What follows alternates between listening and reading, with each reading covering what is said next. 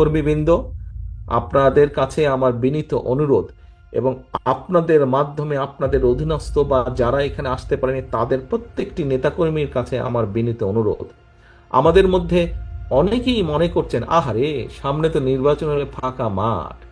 দয়া করে এই ভুলটা করবেন না, দয়া করে এই ভুলটা করবেন না। যারা ভাবছেন যে সামনে তো ফাঁকা, বিশ্বাস করুন সামনে একটি অসম্ভব শক্তিশালী অদৃশ্য দেওয়াল আপনার জন্য অপেক্ষা করছে, যেটি ভেদ করে যেতে খুব কষ্ট হবে। কাজে কেয়ারফুল, এখন থেকে সাবধান হতে হবে। 31 দফা নিয়ে যান, জনগণকে বোঝান, জনগণের আস্থা অর্জন করুন, জনগণের প্রত্যাশা পূরণের চেষ্টা করুন।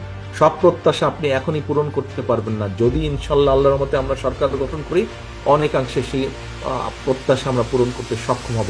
কিন্তু সেটির জন্য জনগণ যাতে আপনার আস্থা রাখে, জনগণ যাতে আপনার প্রতি ধৈর্য ধারণ করে, সেই জন্যই আপনাকে সেইভাবে ভূমিকা পালন করতে হবে।